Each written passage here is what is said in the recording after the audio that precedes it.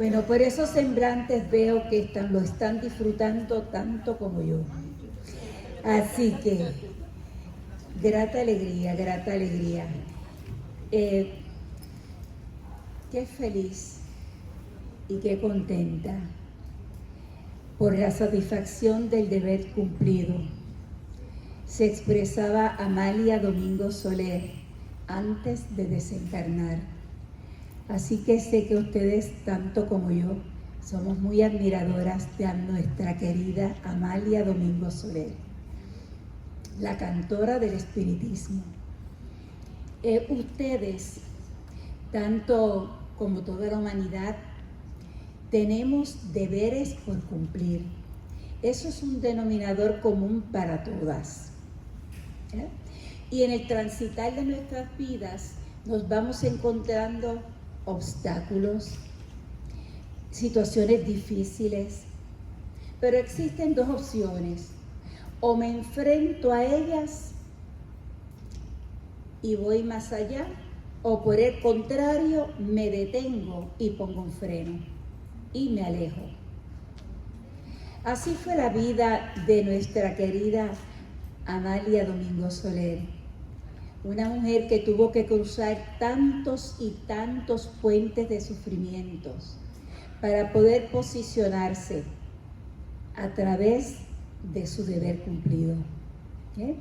Amalia, como la vemos aquí, ella proyecta un semblante tan dulce, tan comprensiva, y si le vemos la mirada, es una mirada profunda y a la misma vez inquisidora. Cito para ustedes, y para mí también, este mensaje de Amalia que dice: cada uno, déjame quitarlo porque muy bien, cada uno es el redentor de sí mismo.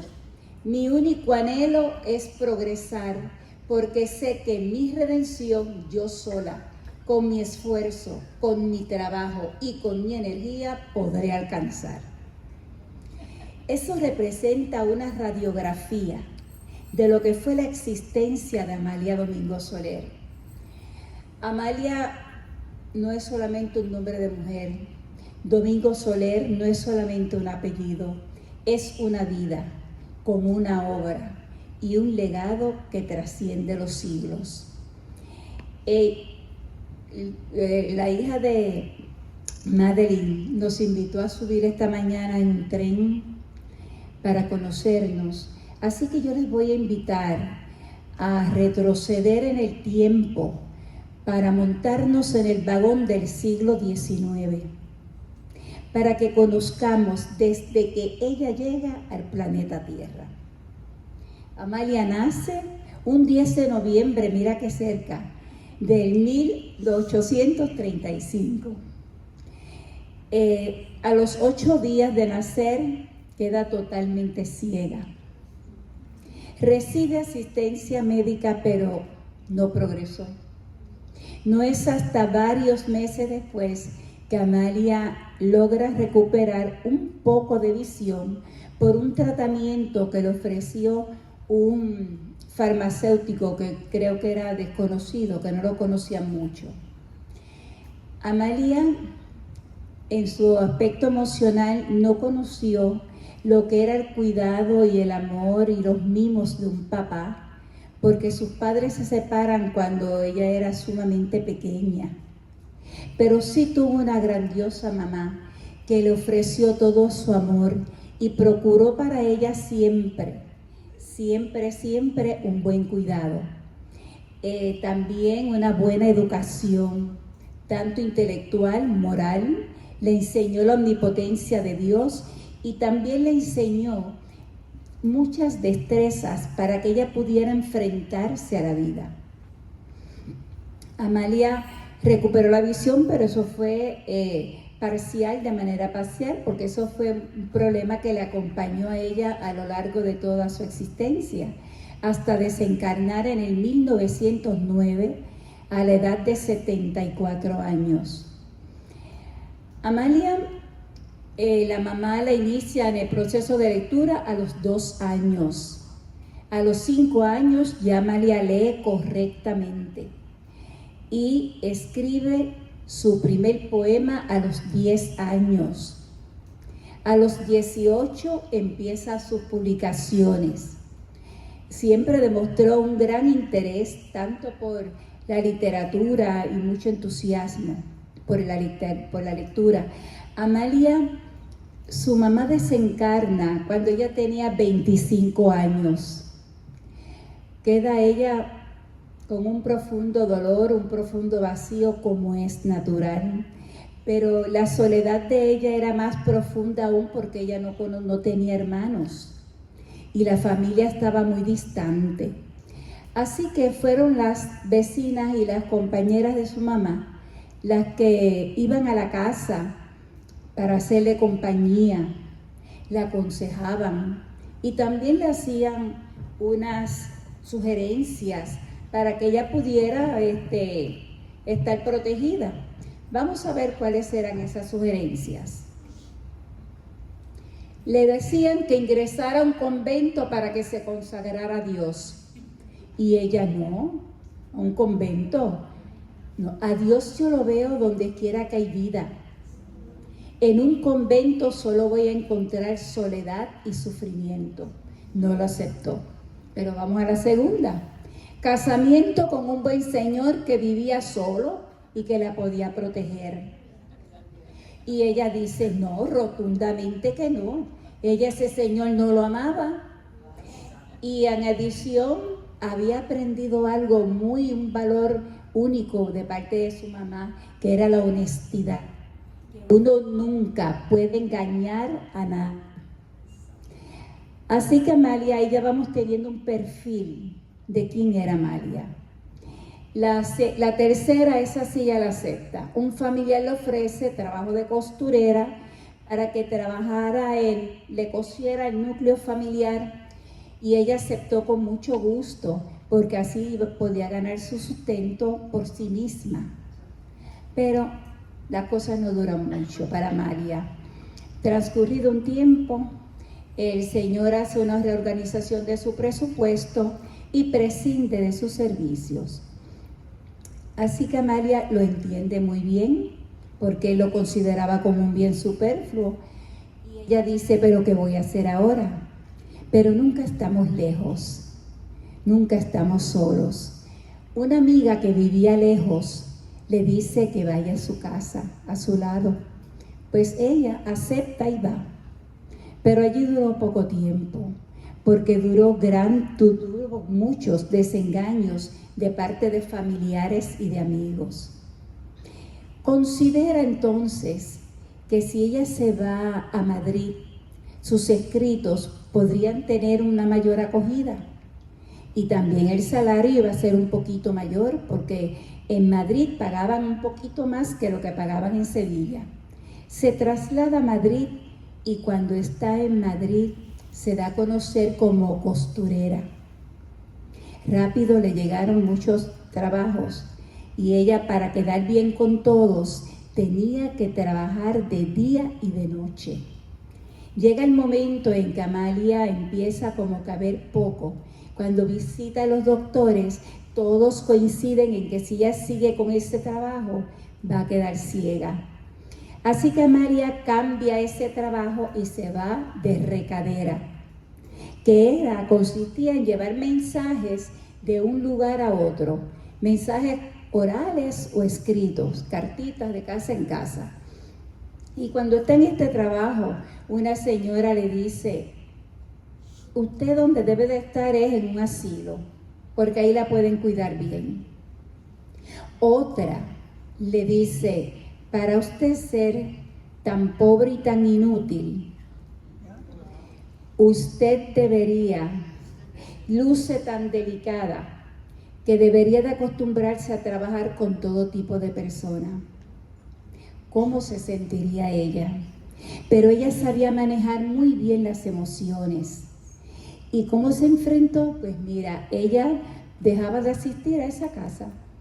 No iba, esa era su respuesta. Pero está ganando poco, no le alcanza para pagar el hospedaje donde estaba, así que la despiden por falta de pagos. Pero no estamos solos, no. Pues entonces ahí viene el que unos pintores, amigos de ella, en el taller, le separaran un espacio, le habilitaran un espacio y no tenía que pagar absolutamente nada. Amalia acepta y va, pero estando en las noches tan sola y con ese pensamiento de, ves que estaba desprovista de todo, le viene a su mente la idea del suicidio. Pero ante un profundo dolor nos aparece un espacio para reflexionar. Y Amalia lo utilizó muy bien porque ya pensó que cerca de ella habían iglesias, iglesia católica, apostólica y romana, y estaba también la iglesia reformada por Martín Lutero, la protestante. Entonces ella, pues ahí las señoras le decían que cuando ellas iban a la iglesia se sentían tan bien, que la pasaban muy bien, pues entonces ella decidió ir a la iglesia católica. Estando en la iglesia católica, vienen otras señoras y le dicen, usted donde mejor puede estar es en un asilo. Otra, ella se queda mirando y observaba que las personas se paraban frente a imágenes a orar. Y ella, por más que miraba las imágenes, esas imágenes no le inspiraban absolutamente nada. Sí, sentía respeto por las personas que las habían fabricado, pero que le dijeran algo en lo absoluto, porque ella consideraba que para comunicarse con Dios solamente bastaba, no se necesitaban intermediarios, tú y ya. Pues entonces Amalia escucha así y admira cómo era que el clero transmitía los sermones, la elocuencia, eso le gustaba a ella. Y escuchaba que decían que Dios era justo, que era bueno y era amoroso. Pero cuando ella preguntaba el porqué de tanta injusticia social, el porqué de tantas anomalías inexplicables, como era el caso de ella, que ella no le había hecho nunca daño a nadie y sin embargo no veía, pues esas preguntas no tenían contestación. Pues Amalia se sintió que ahí no conseguía nada y se va para la iglesia protestante. Estando en la iglesia protestante, tiene muy buena acogida por todos los feligreses. Y allí una señora toma particular interés en su condición y le invita para que fuera a visitar a un doctor homeópata. Y ella va al doctor, acepta. El doctor la examina muy bien y le encuentra que ya pronto quedará ciega. Le dice, puedes recobrar un poco de visión, yo te administro un tratamiento, pero también tienes que olvidar que no tienes ojos por un año. Qué mezcla de sentimientos. ¿Cómo ella se iba a mantener ese año? El alma o espíritu, como ellos le llaman, vive tantas veces como sea necesario en este mundo o en otros mundos. Y que esa serie sucesiva de existencias le van a ayudar a aprender, a perfeccionarse y a saldar deudas por abusos cometidos. Usted, por ejemplo, que tiene ese sufrimiento con sus ojos, sería una muestra para esos cándidos y crédulos espiritistas que en otra vida usted ha hecho mal uso de sus ojos o ha provocado el que otros no tengan visión y hoy está pagando por esos abusos cometidos. Imagínate, como tú abriste los ojos. Te dicen eso, entonces ella, eso le siembra como interrogantes, entonces se inquieta más y se sigue preguntando, pero él no sabía contestarle porque él le decía a los espiritistas locos, imagínate. Pero sí tuvo a bien decirle que ellos distribuían una revista que esa revista se llevaba el criterio y que él la recibía. Y ella rápido la pide prestada. Cuando él la trae, ella no podía leer, él lee los artículos de la revista. Cuando él termina, le dice: el espiritismo es la verdad. Muy segura. Él le contesta: bueno, y si no es, por lo menos la entretiene. Así que Amalia sigue conversando con él, logra conseguir dónde es que se reúnen y ella va al lugar de estudio de los espiritistas. Ahí llegó a su mundo. Ella escuchó que leían unos libros de un autor llamado Allan Kardec, porque ella no conocía a Kardec. Escucha de eso, los leen, los analizan, reflexionan, celebraban sesiones mediúmnicas. Y entonces aquí Amalia empieza a gustarle tanto, sigue asistiendo y logra entender y comprender por ella misma que no existen injusticias, que no existen castigos, que cada uno vive en la propia esfera que se ha creado él mismo. Y cada quien llora sobre su propia causa. Logra entender lo que es la vida y la muerte y hace de ese grupo una familia.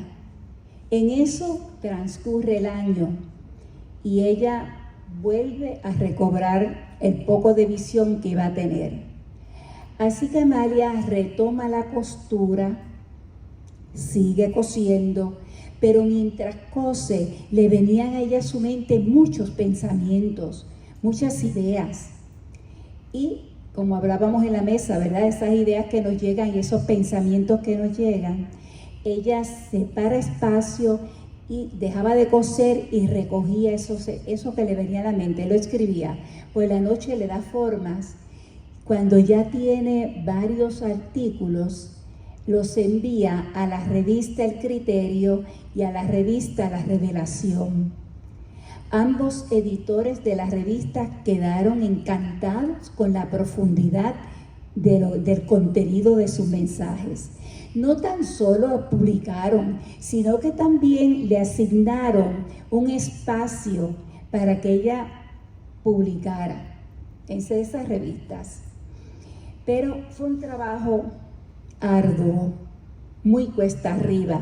No porque ella no tuviera material para escribir, no, es que para poder comprenderlo tenemos que ver cómo era la sociedad española del siglo XIX, que ya dimos parte esta mañana.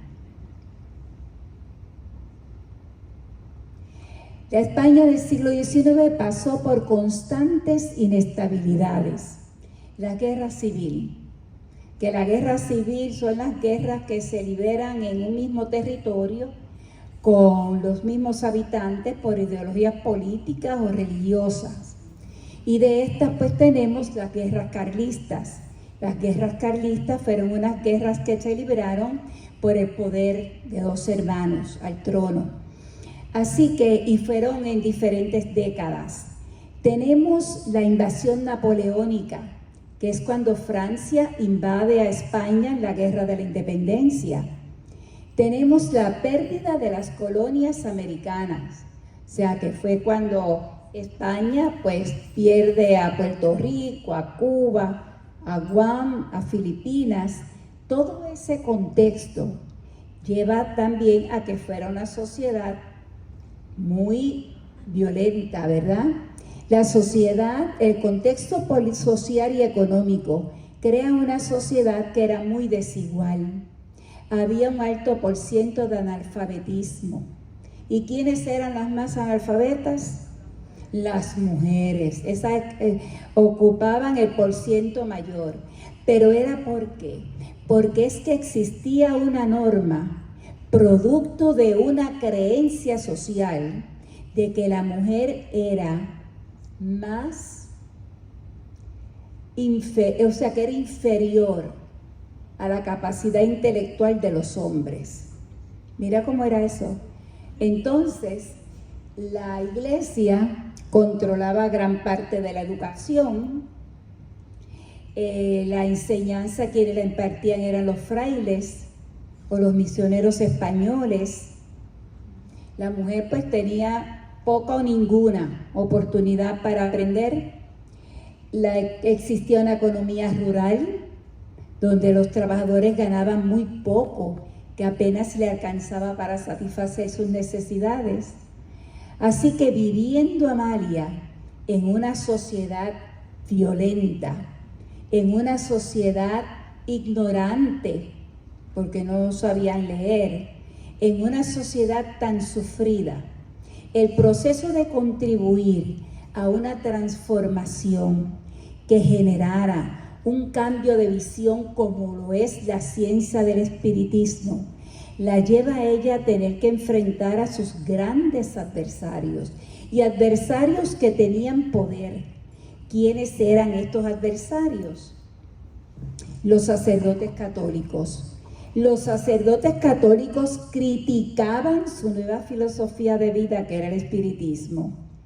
Entonces aquí ella tiene que defender con todas sus fuerzas la convicción que ella tenía en la ciencia del espiritismo, y también defendía el amor que ella sentía por la humanidad. Enfrentó la crítica y el descrédito, bendito. Ella había fundado la revista y la dirigía La Luz del Porvenir. Ahí quienes trabajaban eran mujeres, ¿verdad? Y ella usaba esa revista como un instrumento para dar a conocer la fe razonada y la lógica, que son las bases, la zapata de donde surge la ciencia del espiritismo. La primera tirada que ella publicó de esa revista la censuraron. Le pusieron un castigo de 40 semanas que no podía publicarlas. Pero ella tenía un lema también muy bueno en la vida, que es que a las grandes adversidades hay que redoblar esfuerzos. Entonces, ¿ella qué hace? Funda otra revista. Fundó la revista El Eco de la Verdad. En esta revista, ella, mientras estuvo la moratoria para La Luz del Porvenir, ella publicaba con otro nombre, otra revista. Cuando le levantan la moratoria, ella vuelve a la revista La Luz del Porvenir. Fue una labor incansable, fue una labor bien variada, un trabajo bien variado. Ella, mediante luchas pacíficas por los derechos humanos, que se reconociera a cada persona como un ser humano, independientemente de su condición, que todos tuvieran las mismas oportunidades, la libertad de creencias, el respeto, sin que fuera amonestado nadie por expresar en lo que creía. O sea, que fue bastante cuesta arriba.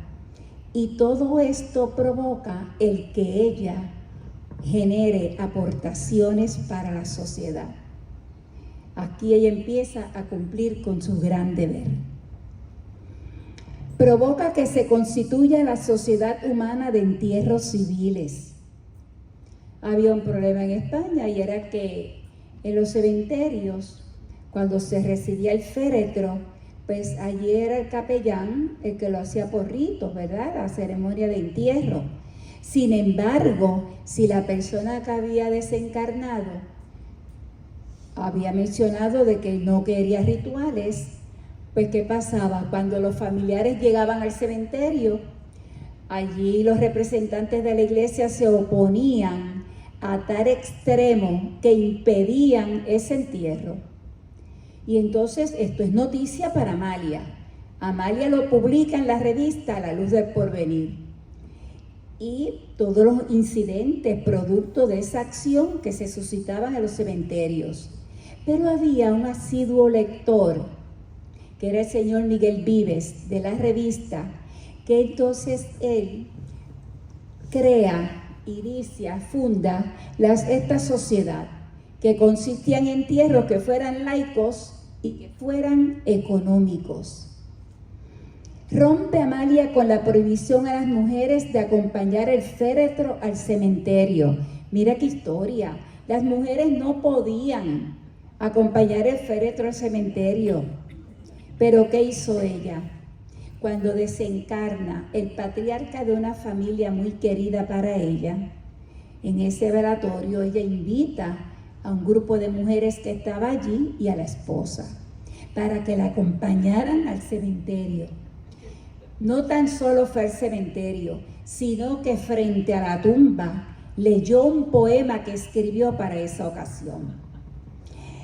Sirve de voz y consuelo a los desvalidos.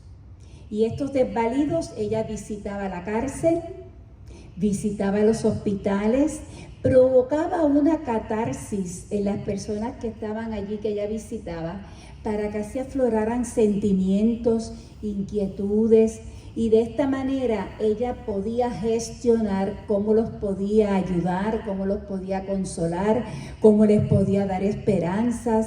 A los que sabían leer, porque no todo el mundo sabía leer, le entregaba la revista El Criterio, y para ella era la satisfacción tan y tan grande cuando alguien recibió una carta de alguno de los confinados donde le decían lo bien que se sentían con la lectura, donde le hacían preguntas por la revista, lo que habían aprendido. Ahí ella empieza a sentirse que no es un cero sin valor. Ahí ella empieza a darle gracias infinitas a Dios porque está siendo útil y está cumpliendo con su deber de ayudar a la humanidad. Sirvió de voz a la mujer, como ya hemos escuchado durante toda la mañana. La mujer no era reconocida, no tenía que responderle al esposo y a la iglesia, nada más. Contribuye económicamente para las mujeres viudas y los niños huérfanos. Para ella estos representaban los más desvalidos de la sociedad, y ella tenía en la revista La Luz del Porvenir una columna donde se le asignaba dinero, ¿verdad? Aportaciones económicas, las cuales todo esto iba destinado a las mujeres que eran viudas y a los niños huérfanos. Defensora del acceso a la mujer para la educación y la autonomía económica. Amalia funda una escuela que es gratuita y es laica para las mujeres obreras. También junto a la señora Ángeles López de Ayala, fundó la Sociedad Autónoma de Mujeres de Barcelona. Esto era una organización con el propósito de que sirviera de voz para vigilar por los intereses laborales y sociales de la mujer. Amalia nunca aceptó ese rol sumiso asignado a la mujer. No. Ella luchó abiertamente para que se reconociera a la mujer como un ser pensante y un ser moral.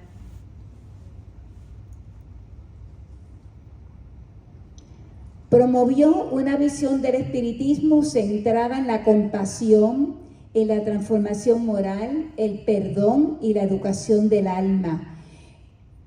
Que pensáramos siempre en positivo, sintiéramos en positivo para que nuestro actuar fuera bien en la vida. Porque cuando actuamos bien, eso es lo que nos provoca, lo que le provoca felicidad al ser humano.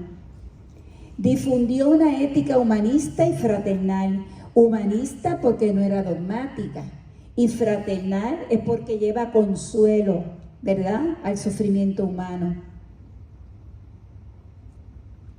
En sus publicaciones, Amalia, su aportación fue sumamente amplia. Ella publicó más de 1.200 artículos relacionados con el espiritismo. Cuentos, cartas, poemas, artículos, ensayos, libros, y tenía la habilidad de escribir de manera clara y práctica, que nos lleva a nosotros los lectores a entender la profundidad del mensaje que ella transmite en sus escritos. Veamos sus escritos. En sus publicaciones transmite lecciones atemporales de vida, y estas sí que son buenas. Aprender a dominar el temperamento. Eso ella fue para el siglo XIX. ¿Y cómo está nuestro temperamento hoy día? Bueno, aquí que el ser humano aprenda, ¿verdad? Que tengamos conciencia de los efectos desencadenantes producto de nuestras acciones. Antes de hablar y antes de escribir, pensemos cómo el receptor va a sentirse con lo que yo estoy diciendo. Cultivar la modestia y la integridad, que seamos humildes, que seamos sencillos. Integridad, esa rectitud del ser humano. Abrazar la piedad y la generosidad, que seamos empáticos. Ayudar a los demás, ¿verdad? Ser útil. Salir de nuestra zona de confort para llegar al otro. Salir de nosotros y llegar al otro que necesite. Mantenernos firmes. Ay, Dios mío, esa. ¿Verdad? Mantenernos firmes, asumir posiciones, porque cuando yo asumo una posición es cuando ya he estudiado todo lo que hay alrededor de esa decisión que tomé. Esto es un trabajo, es un aprendizaje y es una aplicación de por vida. Obras principales, veamos. Te perdono. Te perdono es un libro que gestiona el autoperdón. Las grandes virtudes. Esta es una colección de cuentos para niños, donde se pretende destacar, ¿verdad? Y que se desarrollen la modestia, la tolerancia, el amor, la caridad, la humildad, la voluntad y templanza. Esa templanza que es importante, que no desarrollemos odios, ni tampoco deseos de venganza. Hechos que prueban. Este libro contiene las razones que prueban la ley de la reencarnación. Ramos de violetas. Son varios libros de poesías y también de relatos espíritas. Memorias. Son sus memorias que están divididas en dos partes. La que ella escribe estando encarnada, y la segunda parte es la que ella dicta desde la dimensión espiritual. Memorias del Padre Germán. Es de una larga serie de comunicaciones dictadas por el Padre Germán. La Luz del Porvenir son relatos publicados en la revista La Luz del Porvenir. Vigencia de su legado. Su legado sigue tan vigente. Educación laica y gratuita. Claro, en nuestra sociedad también tenemos educación privada y religiosa, pero eso es lo que ella defendió, la libertad de que se respetara la creencia de cada quien. Empoderamiento femenino. Mira, se hizo visible a la mujer en la sociedad. Podemos tomar decisiones, tanto en la microsociedad como en la macrosociedad. Ya la mujer tiene acceso a posiciones de poder. ¿Que nos falta más? Claro que sí, pero ya se inició. Ya eso es seguir caminar. Y Nidia, gracias por tu inspiración, porque esta actividad es producto de un empoderamiento femenino.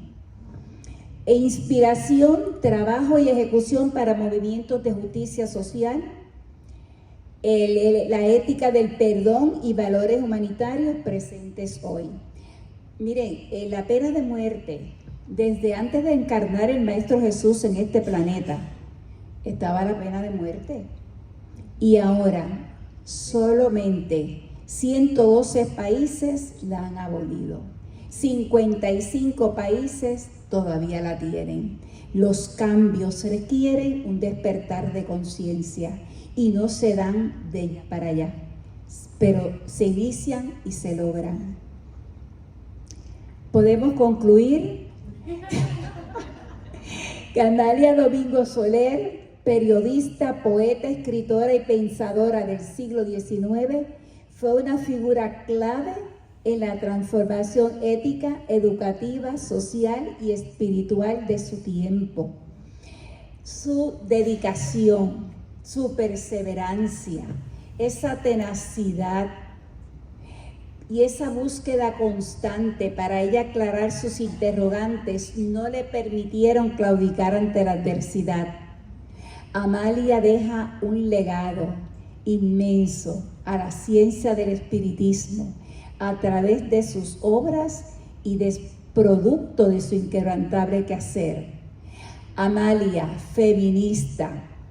Amalia, resiliente. Amalia, luchadora. Amalia, emprendedora.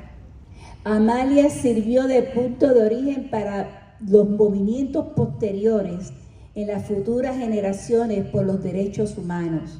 Así que Amalia fue, es y será un referente para la humanidad. Como el espíritu no muere, el espíritu lo que hace es evoluciona, va a más. Te digo, Amalia, gracias, gracias, gracias. Y a ustedes, muchas gracias por escuchar de Amalia.